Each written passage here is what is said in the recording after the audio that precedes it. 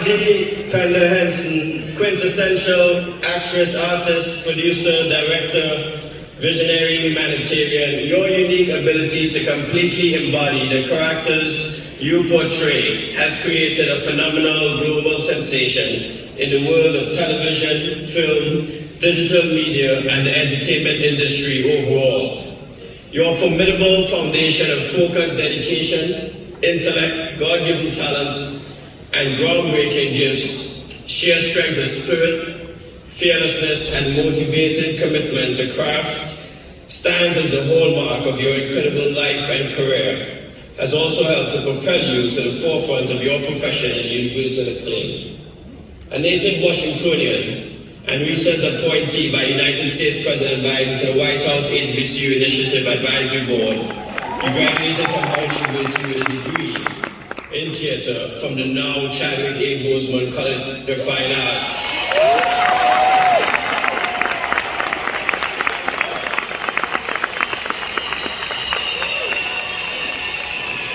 Where you won the Triple Threat Scholarship from Alumna Debbie Allen Nixon and now Dean Felicia Rashad. Before Hollywood, you had a lead role as Tammy in the cult feature film Streetwise by independent filmmaker Bruce Brown, shot on the streets of the nation's capital. The film led the way for the urban action genre. Your Professor Howard's beloved Dr. Henry Adams secured a role also. The breadth of your chosen roles is extraordinary. Whether it is the infamous Cookie, Lion of Empire,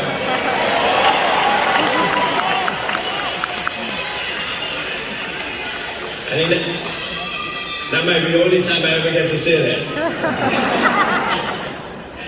Katherine Johnson in Hidden Figures.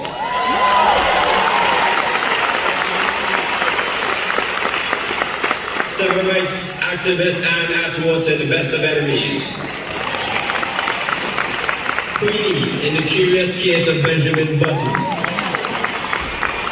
for which you received an Academy Award nomination for Best Supporting Actress. And I don't remember who won, but you should have. Detective Carter in Person of Interest, Shug in Hustle and Flow, Sherry Parker in Karate Kid, or Yvette in John Singleton's Baby Boy.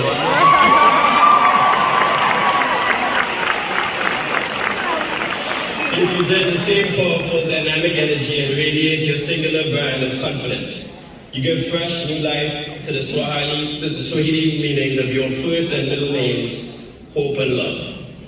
Inspiring younger generations through your passionate embrace of life itself. A self-professed daddy's girl, your visionary servant leadership as a champion advocate for eradicating the stigma and lack of resources for mental health led to the launch of the non-profit Boris Lawson Henson Foundation, which honors your father, the community, and the world. In your memoir, Around the Way Girl, you give equal credit to your beautiful mother, Bernice. You said, I felt protected mainly because she always made a way out of no way for me. Because of her, our little family had stability. She always said, I got all of my strength from my father, but I know much better than that. While he may have put the fire in my heart, my mother taught it how to be. They both showed me by example how to be fearless.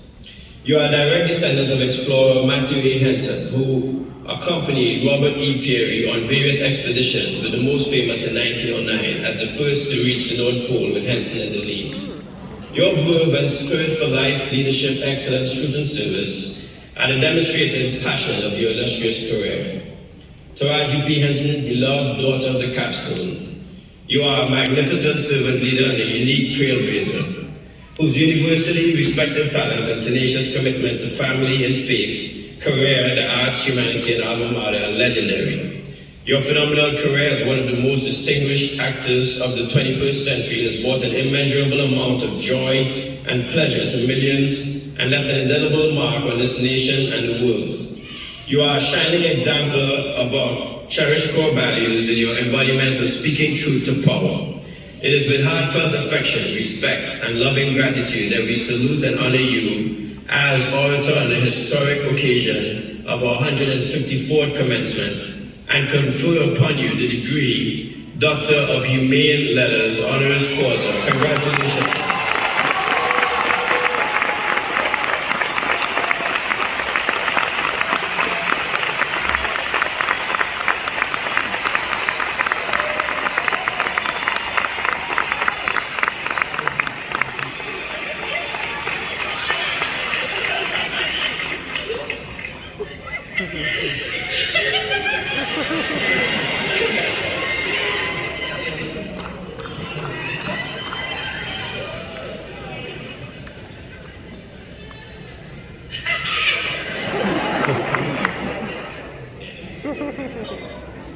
So I give it to you, Dr. Henson.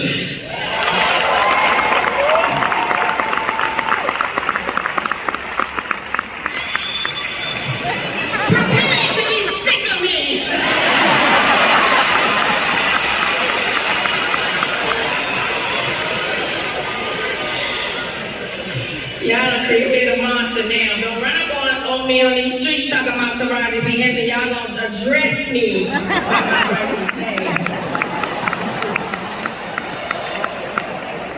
Y'all ready to fight? Ain't you? Couldn't wait. I was waiting to do that all morning. Good morning, Howard. Y'all look good. You look good. Don't they look good? Yes. Do y'all know the saying, thank God I don't look like what I've been through? I'm sorry, not somebody's mask on, folks, about to get really real. We might go to church. Do you mind? Okay. Y'all look like y'all just finished 4 straight years of straight A's. No long nights, no heartaches, no setbacks. Like you always had dining dollars to spare. Like your housing money hit on time. You look like when you told the boy or girl I love you, they said they love you more. That's how good y'all look. But I know that's not how it's always been, has it? Has it, Howard? No. The truth is you have been hurt. You've had to overcome. You've had to persevere. You triumphed in circumstances that would have taken out lesser demons, and you're still here. Because of God's grace. The world would never know what you've been through unless you told them. Because class of 2022, you don't look like what you've been through. My heart is very full today. You may have heard I've been working.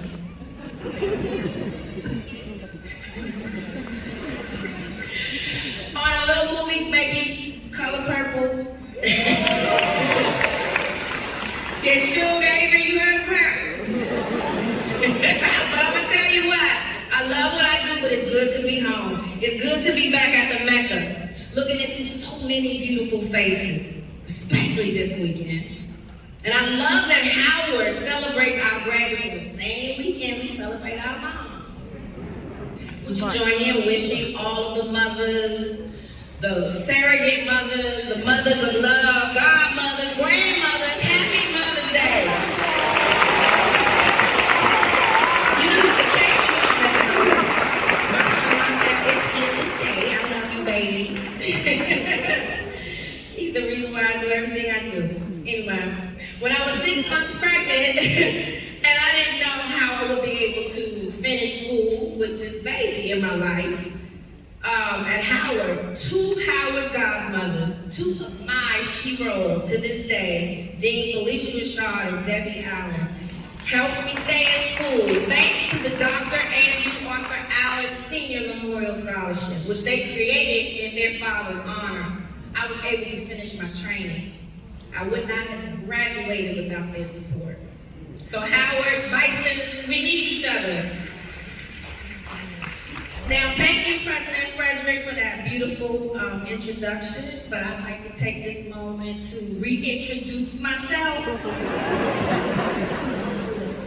My name is Dr. Taraji.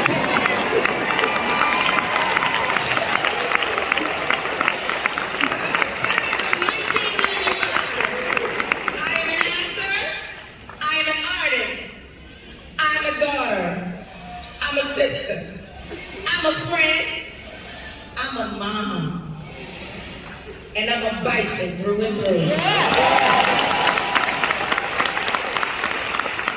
I spent no fewer than 600 glorious days in what is now known as Chadwick Boseman College of Fine Arts.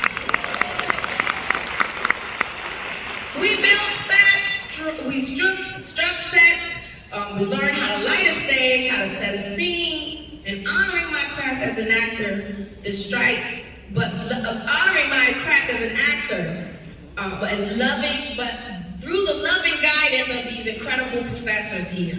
Some are still with us, and some have passed on. May you all rest in peace.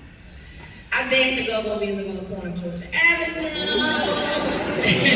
Back when that store sold cassettes and pages. Do y'all even know what that is? Anyway, we didn't have Sankofa or hash smoked, but I ate my fair share of meals from the food I Avenue Grill. Ho Chi, Howard China.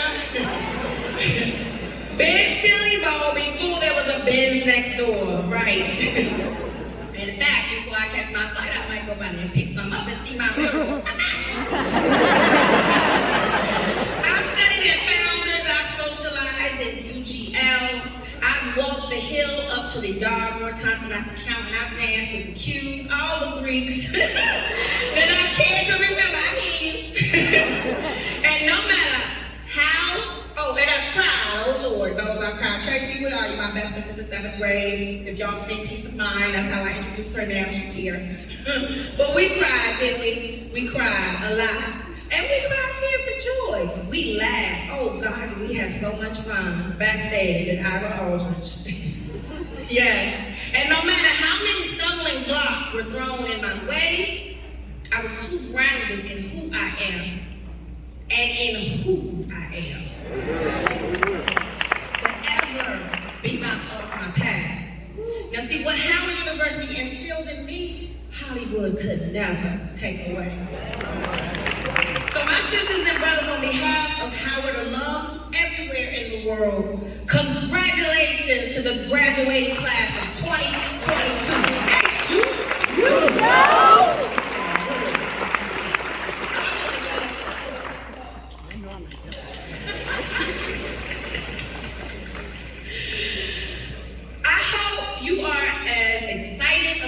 Joining the nation of Bison alumni as we are to welcome you. And I hope that you see within yourselves what we see, that you are brilliant as well as beautiful. That what makes you different is also what makes you extraordinary. That you are not just our future, you are our present too. And that you are ready. Because you are all those things and more. So this is not a time for anxiety or apprehension. Okay, transition is scary, I know. I get it. I grew up just a few miles from here, Southeast DC. Yeah, Southeast. And yet, I arrived on Howard's campus for the first time after a detour to North Carolina A&T University. Trying to be an electrical engineer, you'll have to read about that epic fail in my book. Anyway, when I got to Howard, I was nervous. I was frightened. And when I sat where you're sitting now, after years of exceptional training from artists like Mike Malone, Al Freeman Jr., Fran Dorn, Vera Katz. Yep. Give it up. I didn't have an agent or an acting gig lined up. I took off my cap and gown and went to work as a crew manager on a dinner cruise ship, the Odyssey. But thank God, my father, Boris Lawrence Henson, pushed me to put my dreams front and center. Yes. I want to encourage all the parents here, whether you gave birth to these baby geniuses or you're their parent in love, listen to me. The major written on their degree is not the most important thing. The most important thing written on their degree is their name. They came to Howard with a mission, and they completed the mission. You know why? Because they understood the assignments. So if they come to you and say, I don't think I want to go to medical school anymore. Or if and when they say, I can't stop thinking about that music fellowship. Whatever it is, please support them in chasing their dreams. You are the expert in guiding and nurturing them to reach this milestone. Trust they are the experts in their own hearts. Bet on them the way my mother and father and my family and my circle of friends and loved ones did on me. You see, take it from me, the bet just might pay off. You see, I don't know if many of you know my story, but I moved to Hollywood with my toddler on my hip with $700 to my name. So can we say the bet paid off?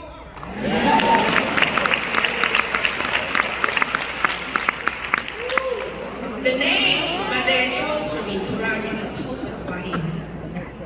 Hope has always been the center of my life. And like you, I have been blessed with a circle of people who have cared for and covered me, and who prayed for me, who have helped me hold on to hope when I couldn't hold on to anything else. People like my mom, Bernice Gordon, my stepmom, Angie Henson, my sister, April, my brother, Sean, my son, my entire circle of beautiful family and friends, too many to name, we deep. But so many others with whom I would not be standing here today. So if you'll journey with me for just a little while, I want to share some of the wisdom I learned from my circle, from my life, and from the Bison Nation. There are few choices in life that have the power to affect everything else. Choices that don't just influence what we do or what we experience, they also determine who we are. They determine if and how we find our true purpose, and they will decide if and how we build and leave a legacy. I want to focus our time together on 3 of these choices. The first is choosing to put your faith over fear. Got that? Lock it in, keep it, we're going to get back to it. The second is choosing to rise in hope rather than sink in cynicism. And the third is choosing to love instead of hate. So we got this: faith over fear, hope over cynicism, love over hate. Let's start with faith, my favorite. Scripture teaches us that faith is the substance of things hoped for, the evidence of great. Did you know that all matter we can observe makes up less than 5% of the universe? Everything we see through our microscopes and all of our telescopes, all of our spectroscopes, all of our magnetometers, what is, how to say the word, what is scientists? Magnetometers. All of it, you get it, all of it is just 5% of what's out there. More than 80% of the universe is made of material that is completely invisible. It emits no light, no energy, and our conventional sensors can't even detect it all. But we know it must be there because without it, without this so-called dark matter, none of the behavior of the stars, or the planets, or the galaxies would make any scientific sense. Faith is the substance of things hoped for, the evidence of things not seen. When you came to Howard, whether you were anxious, whether I made new friends, whether I liked the campus, or downright should I even be going to school at all, you knew that a force you couldn't see had you. You knew that if you took that one step, something would support you and take the next and the next, right? That's faith. Maybe it was your faith in a higher power, maybe it was faith in your parents or grandparents or what they taught you and what their example represents. Maybe it was faith in yourself. Maybe it was a combination, but whatever it was, that was faith.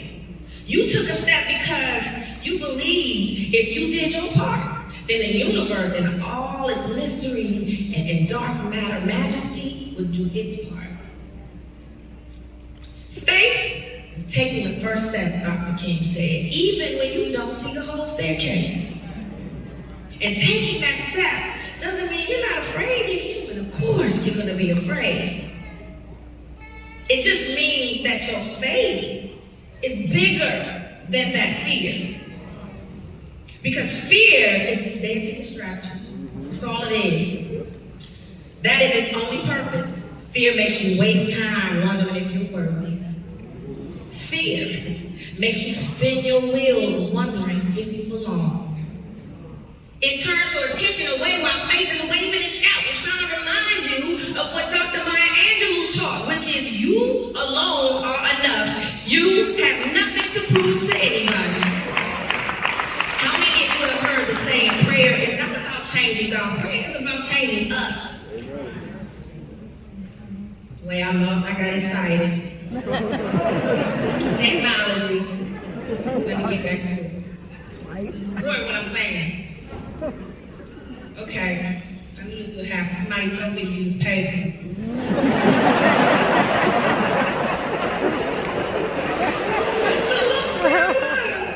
Wait, there we go. Let me catch it. Okay, we got it. I'm there. Okay.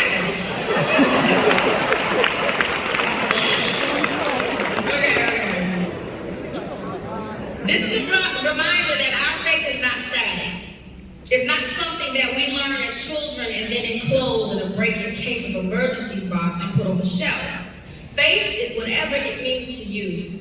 Faith, whatever it means to you, is an active, moving, powerful force. If we nurture it, if we take it out of the background and put it into the center stage of our lives, then it can transform us from the inside out. That's something else that choosing faith over fear has taught me. You see, faith and fear can't coexist, so you gotta pick a side. I realized that faith was not just about recognizing what God is doing in my life. Nurturing an active faith is also about the work I am doing to repair what has been wounded and heal what's been broken in myself. So you gotta do the work. Just like you, I'm equal parts miracle and a work in progress. When I embrace that second part of my human equation, then my work will always be ongoing, always be in progress. It released me from beating myself up for not reaching an impossible goal.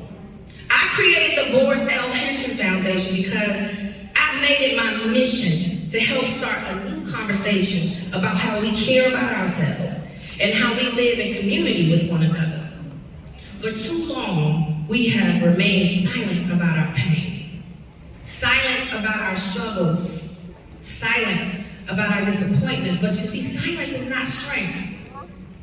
Howard's own Zora Neale Hurston taught us if you are silent about your pain, they will kill you and say you enjoyed it.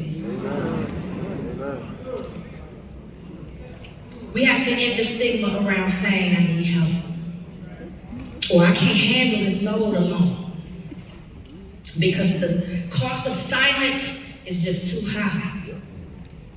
A 2018 study published in the Journal of the American Medical Association Pediatrics found that Black children between the ages of 5 and 12 are about 2 times more likely to die by suicide than white children of the same age.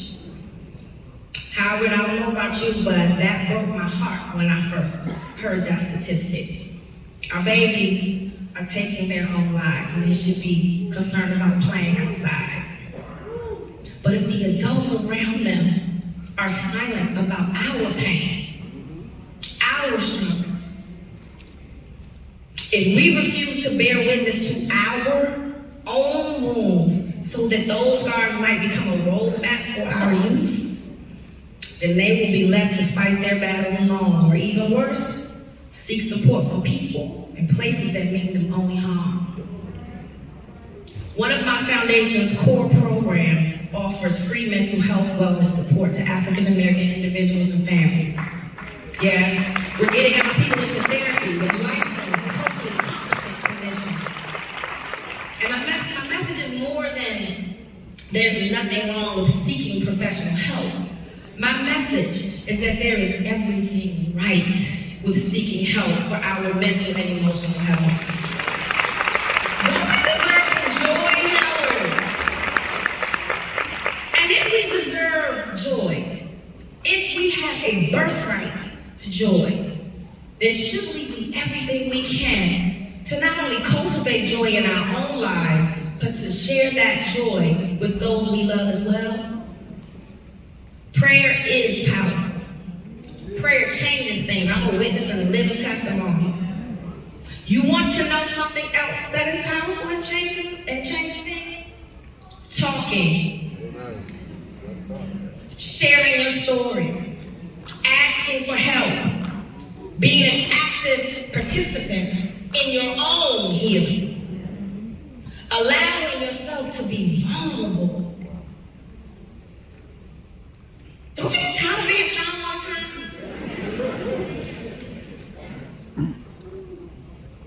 They each have tremendous power to change not only our individual journeys, but to transform everything and everyone we touch in our family, in our community, and in every corner of Bison Nation all over the world. Since I'm talking about mental health, I would like to take this moment to shout out the HU School of Social Work. Yes, we need you. We need more culturally competent clinicians, therapists. We need you. And at my foundation, we also give out scholarships, so we send them more your way. So that's faith over fear. We got that. You understand it? Moving on. And when you can muster faith, when you can marshal it, then you can rise in hope. About 15 years ago, I got a call from Lorraine Mayfield, who was then working as the casting director for The Curious Case of Benjamin Button.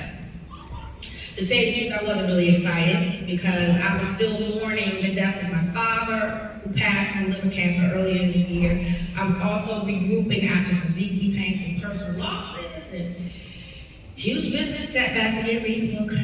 I was also having...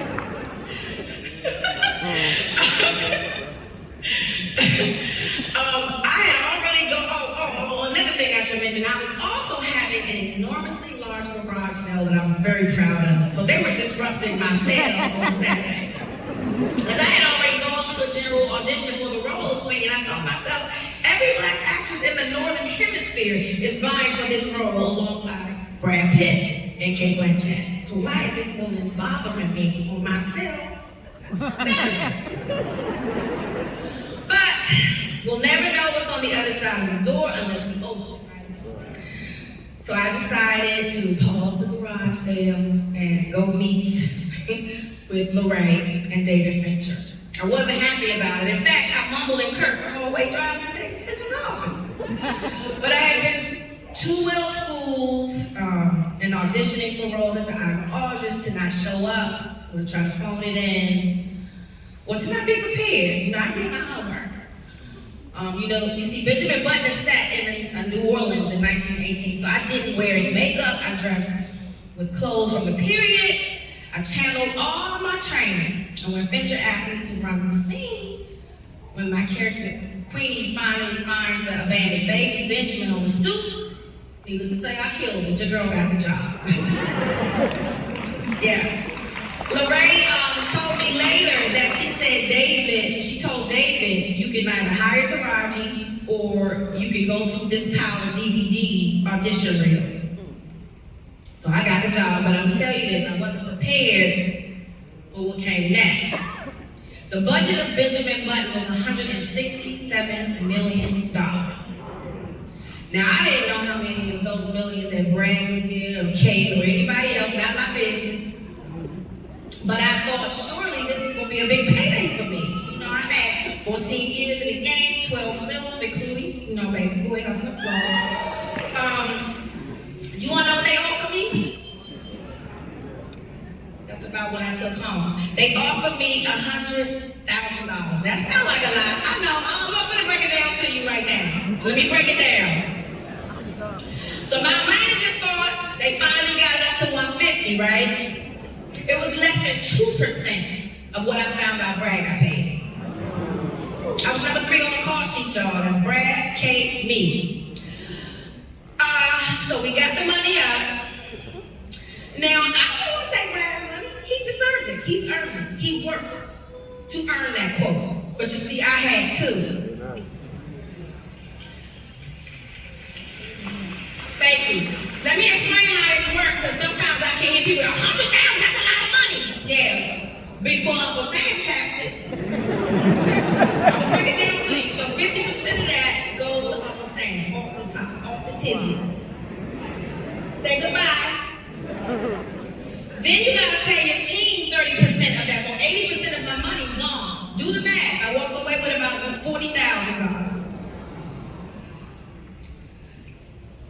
They give you a housing, yes. And I had to pocket that money, because you know when you're a single mother, we have any single mothers in the house? Right? You have to get crafty. So instead of using that money to live in a lavish condo, as often we do as artists, we get that money, I chose to stay in the embassy suites to pocket as much money as I could. With all that, at the end of the day, I told you I saw 30,000. I was angry, I was disgusted, and I was hurt. But instead of stewing in that negative space, instead of becoming cynical, I decided that I would allow hope, not hurt, to shape my work. So I went to work. I used all my energy to build my character Queenie. She was emotional, three-dimensional, emotional, no nonsense. She had a big heart.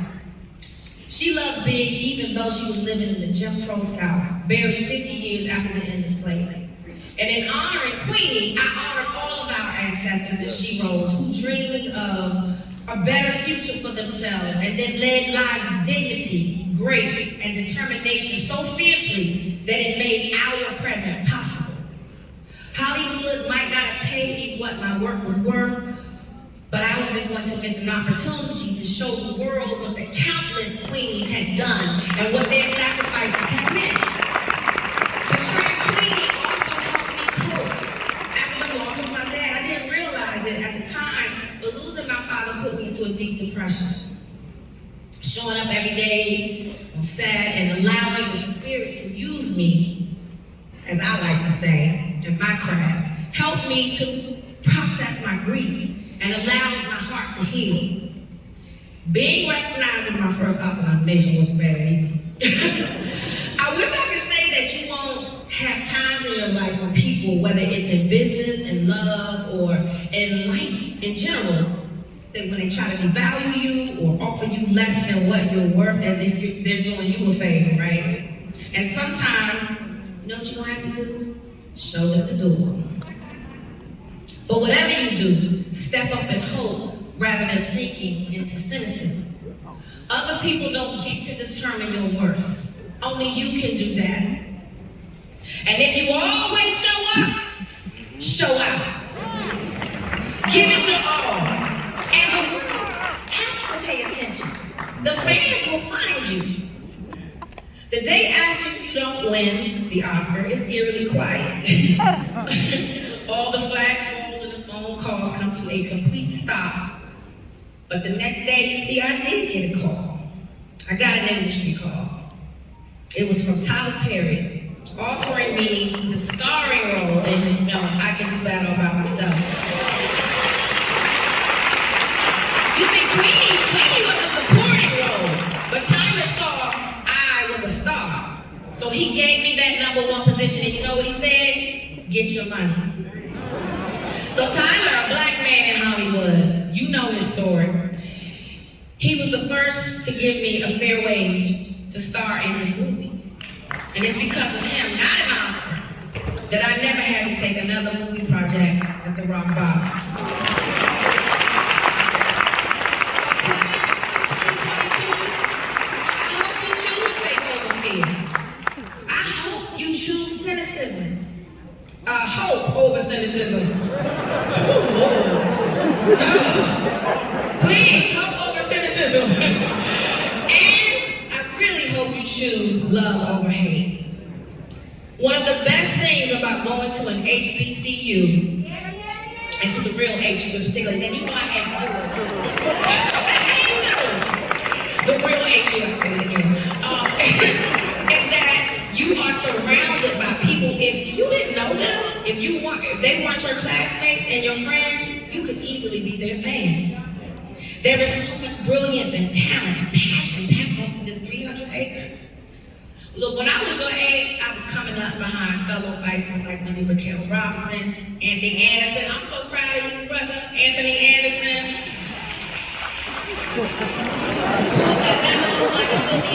It's never too late to finish what you started. As long as you have breath in your body, you got time. Isaiah Washington, Marlon Wayans, just to name a few. I'm brave. When I saw Paula J. Parker come on the screen and Tales from the Hood, y'all might might be too young for that. I thought to myself, you mean you can make some real money doing this? I said, wait a minute, I just passed Paula in the hall on Monday. Now what had only been a dream became very tangible. Seeing Paula doing her thing, succeeding in her art on the big screen. I could forge a place, that meant I could forge a place for myself on this path too. Now, I could have been jealous. I could have thought, why Paula? And not me.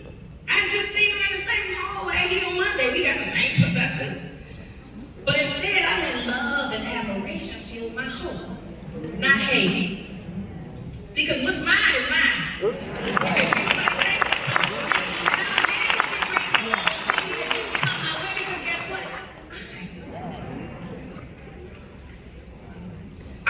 Tell young actors that I mentor, focus on love.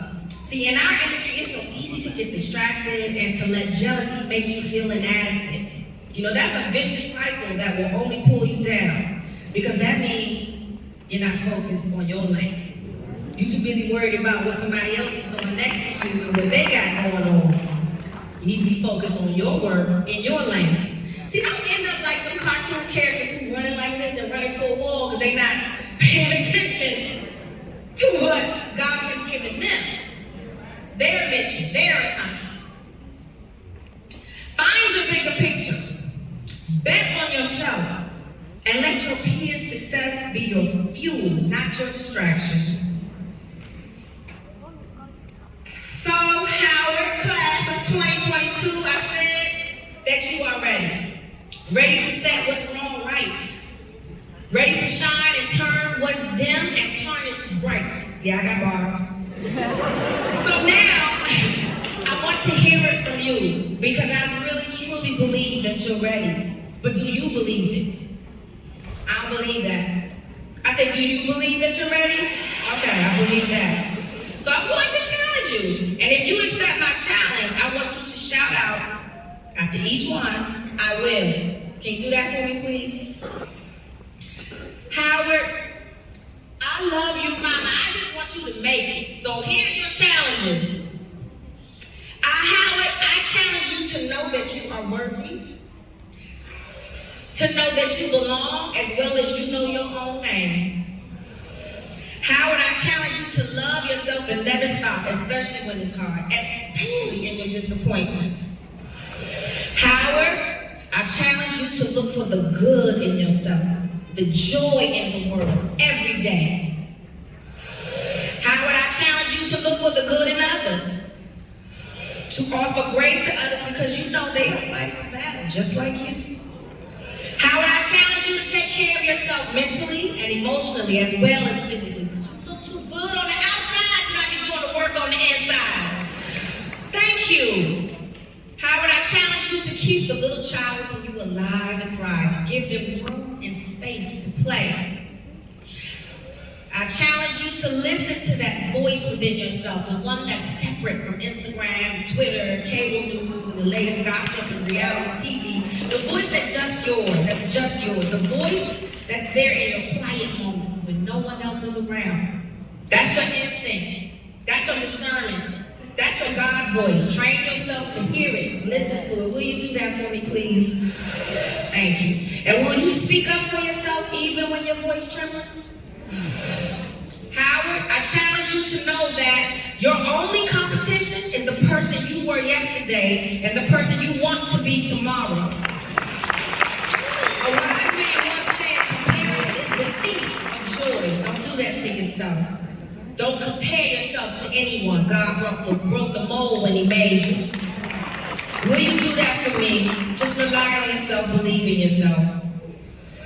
I challenge you to always challenge yourself. Don't get comfortable or worse, complacent. You can always get better. My son loves Cali Uchis. Did I say that right, babe? Uchis. Cali Uchis. I said it wrong. He like, I don't know where I wrote that in there. Uchis. I said it right. Y'all like her? Okay. She said something in a song with SZA. I'm I'm not dead, so I'm not done. Remember, there is always another level, and you can always go higher, Howard. I challenge you to live a life of truth and service, of purpose, so that when it's your turn to stand here on this stage, when it's your turn at the mic, you can do more than say how you've been blessed, but you can be a blessing. Howard, I challenge you to do what ancestor Toni Morrison taught us. Remember that your real job is that if you are free, you need to free somebody else. Howard, I challenge you to honor all of the people, the countless people who worked and fought and sacrificed to help you get free, who worked to make this world a better place so you can sit here today. As a society, we're not where we need to be, but we are not where we were. And so we keep climbing Jacob's ladder because every round goes higher and higher. Howard, listen to me. The doors of the world are open to you. You've already been baptized. Your degree is your passport. The doors to the world are open. I want you to walk on up, step on through, and with grace and strength, go become who you are destined to be. Thank you.